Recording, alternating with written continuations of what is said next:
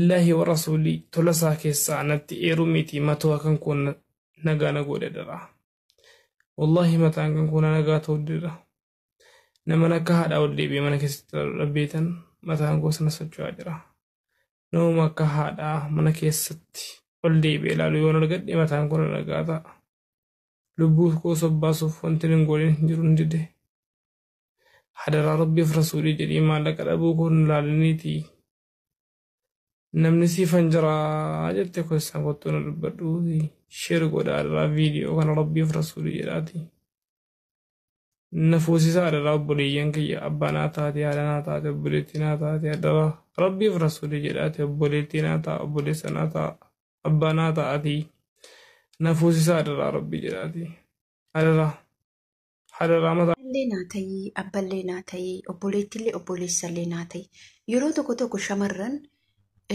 dhiira abbaa manaa ishee yookiin immoo dhiira akka waa hunda ta'uu feeti jechuudha. Dhiira akkamii feeti? Dhiira isii qabee deemuu feeti jechuudha. Yeroo tokko shamarran jechuudha dhugaa dubbachuuf. Garuu immoo dhiirrillee shamarran akkasitti waan hunda ulaagaalee hundumaa guuttee nama saniif qabdee deemtu feeti. Amma dubbichi maal ta'aa jira? Faallaa walii ta'aa jira. Akkamitti faallaa walii ta'aa? Mucaa nama asirraa akkatti ba'u kuni nama akka isaa ofii isaati jaallatu dhabeeti. Garuu amma kana hundaa dhiisee shamarran takka ka isa jaalala isa gaafattee akka bakka itti amanee waa hunduma isaa taatee jaalala isaa hubattee deemtuuf barbaada jechuudha. Assalaamu alaikum wa rahmatullahi wa barakatuh. Akkam jirtu nagaa keessanii fayyaa keessanii isin jecha. Anillee nagaa kooti alhamdulillah galata rabbiin galanne haa ga'u. Akkuma beekamutti yeroo ammaa kana wanni hundinuu faaladha jechuudha. Kanaaf mee viidiyoo keenya hamma dandeettanitti laayik gochuu, sheer gochuu, sabskiraayib gochuullee hin dagatinaa isin jechuu barbaadamtoota kabajamtoota keenya. Uummata kiyyaa qashtii mee dhugaa takkatti laayik godha, sheer godha, sabskiraayibis godha. Waa'ee nuti har'a waliin ilaaluu deemnu waa'ee mucaa akkatti boo'aa jiru, maaliif boo'aa, maaltu isa boochisa kan jettan yoo taate immoo dhugumatti baay'ee nama boochisa. Anuu yeroo viidiyoo isaa san argutti baay'ee tokkotti rifadhe. Maaliif bakka abbee akka haadhaniitti, akka abbaatiitti, akka obboleetti, akka obboleessatiitti kan jedhutu mucaan sun baay'ee tokko jechuudha. Shamarran tokko shamarran nuti jechuudha. Dhiira akkamii feena? Dhiira nu jaalanne, dhiira bakka tabiraa duuka feegu feene jechuudha.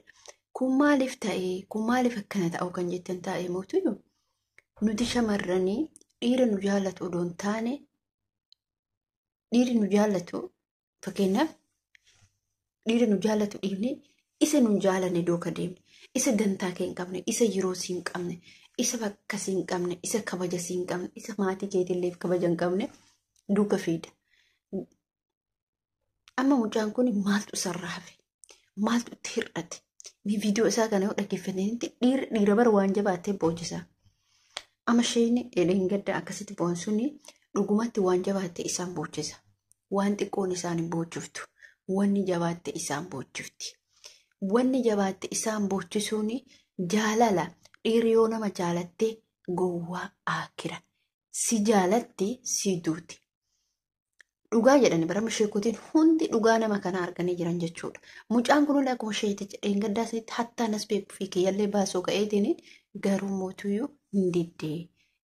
Yaa ummata kiyya. Nasbee isin akka qalliitti ilaaltan tuni guyyaa rabbiin baasee malee hin baatu. Garuu immoo nasbeetiitti gamuun kun immoo rakkinallee malee hin taatu. Maaliif namni gaafa jaalatee jaalala bakka sammuu isaa san jaalalaan bane nasbee isaa tana dhabamsiitee akka waan hara galfattuutti fakkaata.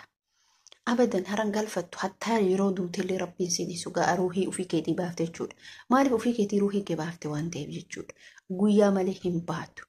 Namoonni akkanaa namoonni jaalala akkatti miidhe toobaa baay'isaa jechuudha. Garuu shamarran immootu waa'ee mucaa kanaa dubbachuu ni barbaadeef mucaa kana jaalatee dhabu ta'a. Akkana naaletti jaalatee dhabe. Jaalatee dhabuun isaa immoo imimmaanitti sirriidha. Namoonni hedduun keessa keenyatti bu'uunama. Nuti shamarran bar meeqa kamtu miidiyaa irratti ol beebaanee irra guddaan jechuu dhibba keessaa parsantii 90 wayii keessa isaatiitti bu'a shamarran. Hiriyaa isaati yookiin immoo gubaa isaa himattee bootti, dho'ifattee bootti, meesajii isaa laaltee bootti, suuraa isaa laaltee bootti, keessa isiitiitti bootti. Kan miidiyaa irratti ol baasu bakka gubatee baga baase ka miidiyaa irratti baase san itti gammadaa yoo baasuun isaa sun waan guddaadha. Amma isheen dheengadda boo'uu isaanii san irratti jechuudha. Dhugaadha jaalannaa mucaa san jaalannaan inni faarsee min jiraame haa faarsu ka. Dhiira akkasii hin jiru bar dhiirri onnee qabaattee akkasitti haadha manaa isaa faarsitu hin jira. Sheetichi mirqaanitiin jechuudha hin mirqaane. Mirqaansa keessatti barfateetiin boo'e waan biraatiif hin boone. Bakka maal rakkoo qaba isin haa bu'u immootuyyuu maali koomantiin maani koomantiin bar sirriidha. Koomantiin dhuguma dubbachuu fi nasbee namaa hin baasa. Garuu itti bootaa kennu dhabu itti bootaa gaafa kennite gaafuma isaa bakka maal jette kalaasatti jechuudha. Isinii galee kanaaf akkasitti fudhatinaa. Maal isin fakkaate koomantiin nama wallaahi laziim. Inni har'as nama arrabsitu zambii hedduutu namarra amma sheetii jedheen gada dogongoreeti malee abadan koomantiin isaa barreeffamu hundi isaatu waan miira isaa waan isa maraachu waan sammuu isaa tuqu hundi isaatu jechuudha. Karaa feesbuukitiin ta'e karaa yuutuubitiin ta'e karaa tiktookitiin ta'e haaddu'u kalaas jedhamee ga'e jechuudha. Mucaa kanallee amma jechuudha dhalaaf boota jedhanii boriiftaan itti ka'uuf jiran jechuudha. Jaalalli nama hin boojjisaa. Ana boojjisee beeka si boojjisee beeka. Maaliif bar dhiirummaa calliftee gadi baatee bahuu didde isinii galee malee bakka isheetichi bakka jaalatee bakka namni tokko beeytanii yoo duraan hin jaalatin jechuudha. Duraan namni kun diinii rabbiitirra ture mi'a uummata kiyya hubadhaame yoo duraan hin jaalatin bakka gaaf achi jaalatee bakka hanga nama san argattuutti jaalalli isaa bakka ni maraacha halkanii guyyaa jechuudha. Inni lammaffaa mucattiin tun amantaa islaamaa qabatti. Mucaa bareedduudha jechuudha. Bakka isheetichi binuma qil jedhee jechuudha maraa yaani jaalalaan ni qaba. Akkuma mucaa amma bo'uu kana ta'e jechuudha. Billaa aleekum hundi keessanuu hamma dandeettan ka jaalattan duuka galma ga'uuf tattaafadha. Inni sunillee akka bisinitti fakkaata. Dhiira sitti boonu jalan deemin abatan jechuudha. Maaliif ree rabbii waan ganamsii nambisu yoomiyyuu. Dhiirri yeroo amma uffata ofii malee fi dhalaa bareeda malee hin laattu.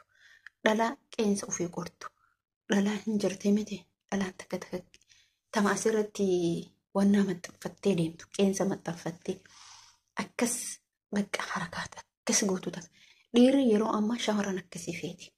Shamarran dhiirri feetu ka'ati feetu fakkeenyaaf shamarran takka ka'ati feetu inni shamarran akkasiisan fedha. Inni akkasiisantu isaa ta'a. Garuu moota bultii taatota akkamii beekture isii kottee dheereffachuun beekne isii qeensa dheereffachuun beekne isii qeensa isii jala qorachuuf feetu isii maaliif qeensa ofii maaliif qoratanii namni ana kam jedhee isinitti hima isii akkasiisan barbaada. Dubartii jechuun dubartii uf dheereffattee deemtu miti. Ilumaayyoo yoo qeensi namarratti guddattee yoo bakka hin jiraa mitiire hin ta'u jechuudha. Garuu namni mootu yeroo ammaa kana faalladha dubbichi jechuudha. Faalladha yaa uummata kiyya. Kana fakkaata isin jechuu barbaada. Maaliif ilaa waan gootan hunduma keessattuu uf eeggannoo cimaa godhaa. Jaalallee yeroo jaalatan jaalallee keessan san hammachuuf galmaan gaachuuf yaada maaliif yaala jechuudha. Jaalallee keessan gaafa galmaan gaatte wallah jiruu gaarii namoonni tokko jim jedhanii si jaalana jedhanii ji'a 3 ji'a 4 faatti kasee dubbisantu jira. Ji'a 5 faatti kasee dubbisantu jira. Ji'a 2 faatti ji'a 15 soobaanettis miti. Namni nama jaalatee si kabaju namni nama kabaju tokko yeroo isaa sanirra yeroo dhabe fakkeenyaaf meeshii yeroo guyyaa hojiidha ta'e haala kan eessa bula onlaayinii irra bula galgala seena ganama seena onlaayinii namni sun jibbiinsa onnee isaa keessaa qabu namni sun akkasii oolee bulu jibbiinsa inni arguun barbaadu waa'ee keellee darbu ilaa barreeffamallee jechuudha garuu si jaaladha inni si jaalatu dhimma biraatiif dhimmi biraa sun yoo hin jiraanne inni gara biraa baafata gaafa bulteetti jaalates bultillee yoo maal jaalata inni jaalatu maallaqa bichaaf si barbaada yeroof si barbaada. Namni yeroo nama barbaadu fi namni kaayyoo nama barbaadu garaagarummaa qaba. Garaagarummaan isaa maa inni kaakalas ka biraa barbaada waan ta'e ka biraa soqata waan ta'e takka isaa uttaaltu soqata waan inni uttaalta namni hunduu uttaaluu wallaalu uttaaluun akkaataa qaba. Yoos uttaalan irra yoo suuta ejjata wayya. namni suuta ijjate immoo sadarkaa guddaa ragaa jechuudha. Mee waan tokko gizee tokko olfitanii jaarsa guddaa ture. Jaarsa guddaa kana eessuma isaati mucachi jechuudha. Jaarsichi sun eessumatti oola mucaan viidiyoo irra waraabee garuu afaan arabiffaatiin hojjetame baay'ee tokko namatti tola.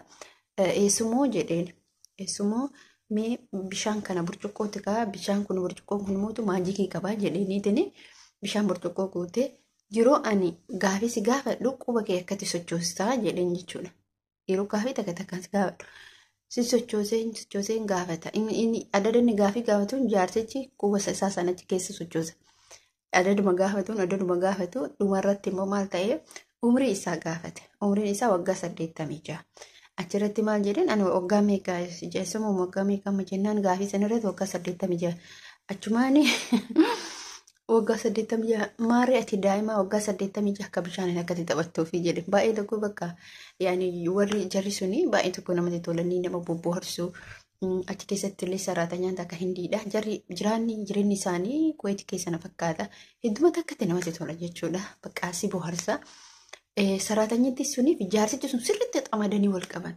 Shaayii fiddee shaayii isa yeroo sana shaayii isa fiddee shaayii isa yoo in arabsaa jechuun araba akkasallee oduun taane injiraa miti namni guddaan kun waa jechuu akkas yeroo san waa jedhuuni isin shaayii isa fudhattee kaate jechuu bakka sirrimatti tapha addaan ta'e maatiin sun immoo mucattiin sun immoo waggaa dheeraa warra san bira maatiin san bira turte isin dhalattuu hindiiti garummoo nama guddaadha garummoo bakka hojiin isin sirrimatti namatti tola jechuudha. Waan addaati walla gara waggaa 10 jirti mana san keessa jirti warra san bira jirti warra addaati.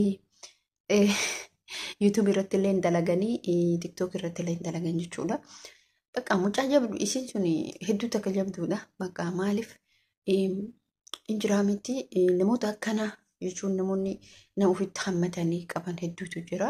Garuu uummanni adiin kun tokko mootuu nama akkuma yeetti si jibbutu jira. Maaliif hoo jettee bakka injiraa miti wallaahi dhaziin namni tokko si jibbaa namni tokko si jaalata jechuudha. Hadda manni kun gisee gadi bahee jedhu waa hedduu argaa waa hedduu dhagaa jechuudha. Kanaaf miidha kamtu amma ijoolleen keenya mana namaatitti gubachaa jira. Deebi'ee mootu aram bakka sim jettiitu waan ofii feeteen ala bakka sitti aarte jechuudha. Kanaaf obboleen kiyya bakkuma jirtanitti rabbiin isin biraa jiraatu ramadaan illee dhufe jira ramadaanis ramadaan akka rabbiin nu haa taasisu rabbiin nurra haqee baluu shaala ana ahlii keenya wajjin rabbiin nagaan ittiin nu haa ga'u. Walaa waan hedduu takka namatti toluudha isin jechuu barbaada. Ramadaan dhufu baay'ee gammannee jira rabbii fuula dhifaadhaan maatii keenya illee nagaa waan nu agarsiisu isin jechuu barbaada. Bittootaf kabajamtoota kiyya assalaamu alaikum warahmatullahi wabarakatuh. Bye. Baay'ee isin jaalladha baay'ee isin kabaja. Viidiyoo keenya please like godhaa share godhaa subscribe godhaa. Ciao ciao.